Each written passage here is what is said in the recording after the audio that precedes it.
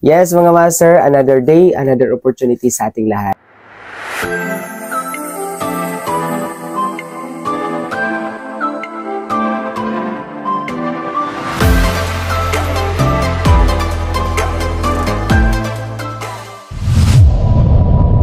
And ngayon po, grabe, katabi ko yung dalawa sa bago na maa-awardan as Millionaires Club.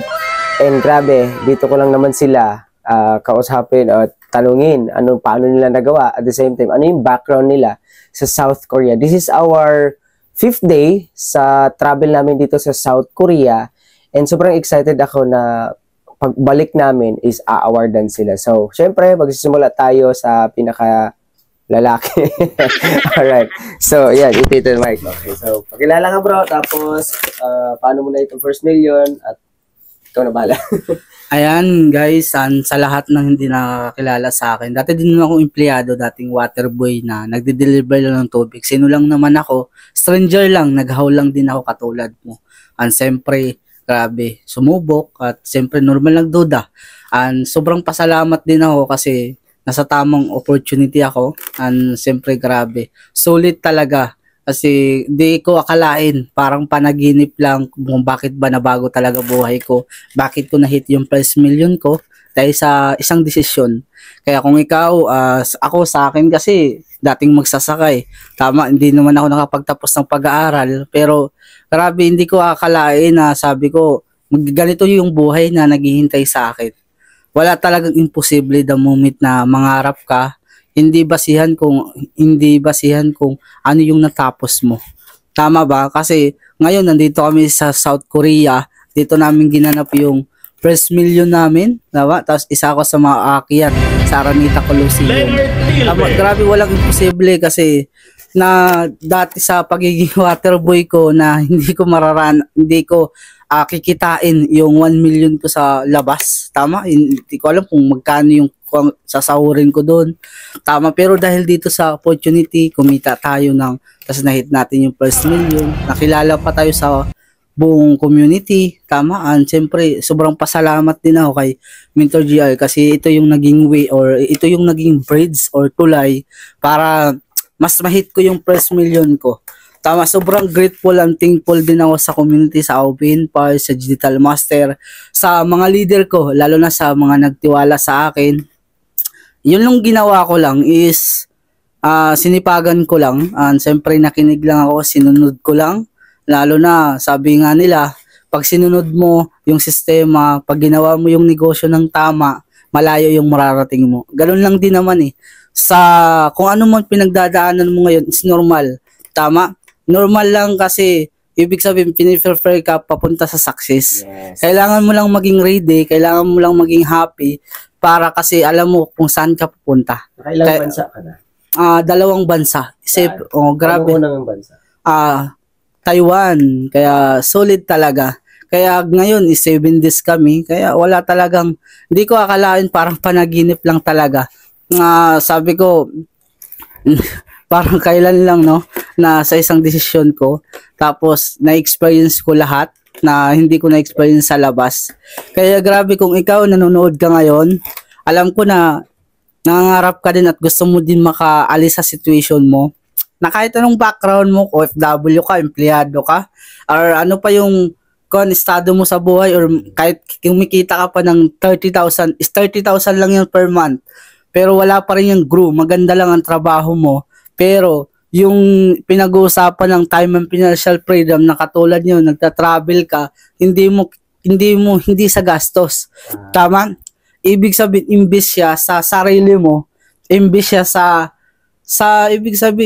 mga leader para mas lalo kang lumaki yung grupo, mas lalong mapakita mo na kaya mo talagang maging successful, kaya mong ilaban yung pangarap mo. Kaya naniniwala ako sa'yo, you deserve a good life. Wow, grabe naman, naka-English.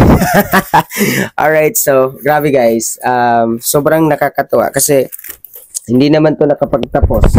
Pero nakailang bansa na, nakadalawa.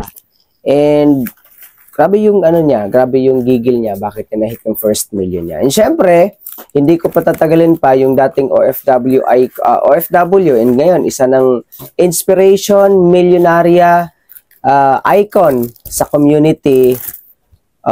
Actually, this is yung bumalik siya sa abroad, hindi na mag-abroad, hindi na mag-OFW, kundi turista na at nandito sa South Korea. Walang iba, ang pinaka-sexy na OFW, si Coach Catherine Can. Ayan.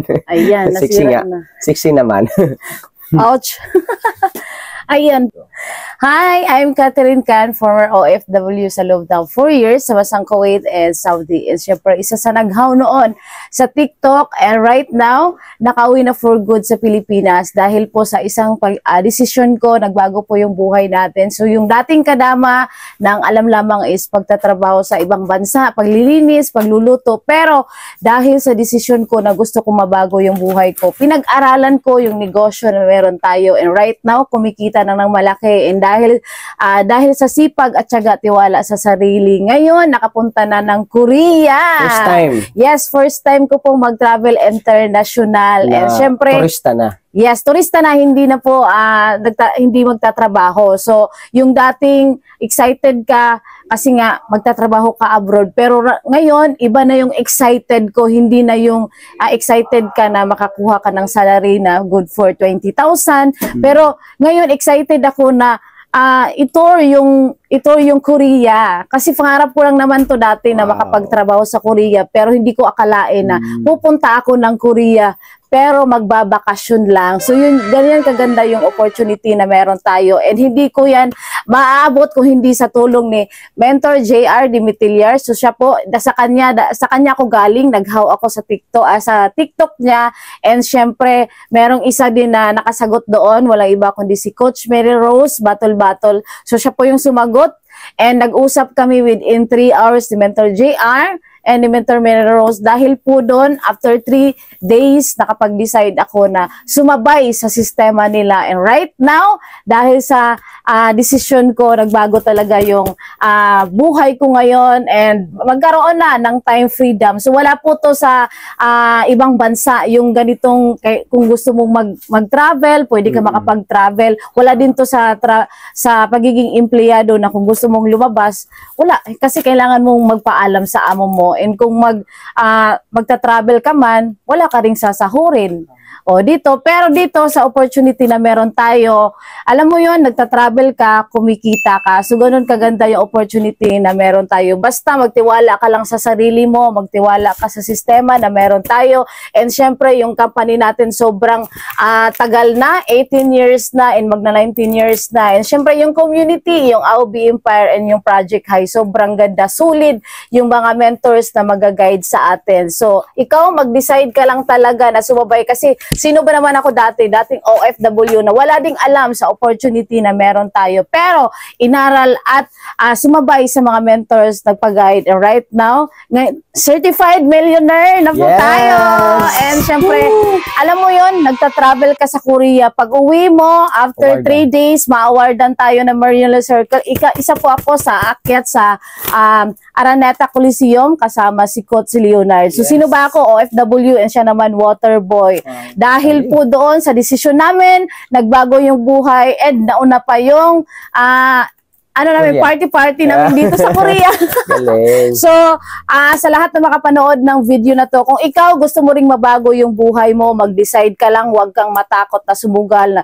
Hindi ka nga natakot na sumugal dyan sa ibang bansa, pero wala pa rin nangyayari. So, kung walang nangyayari sa'yo, mag-decide ka na sumabay dito, kasi nasa tamang mentor ka, nasa tamang coach, nasa tamang community ka. Ikaw na lang po yung kulang. Yes, grabe naman. Sobrang grateful and happy ako dahil kabilaan na Millionaires Club. So, message ko, short message sa lahat ng mga magjo-join sa kay Coach Leo at kay Coach Kat. Magtiwala ka dyan kasi resultado na yung tao. Ibig sabihin, hindi mo na kailangan na maghanap pa ng resulta. Resultado na po sila. Kaya kung ikaw, isa ka sa na-share nila, join our community. Sure ako na magaguide ka kasi kung nagawa nila, ituturo lang din nila sa'yo, sundin mo na lang at pwedeng mangyari sa'yo ang nangyari sa kanila.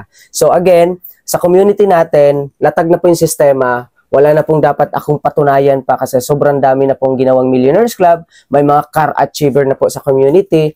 And kung ikaw gustong-gusto mo ng pagbabago, breakthrough sa buhay, patapos na yung taon, 'di ba?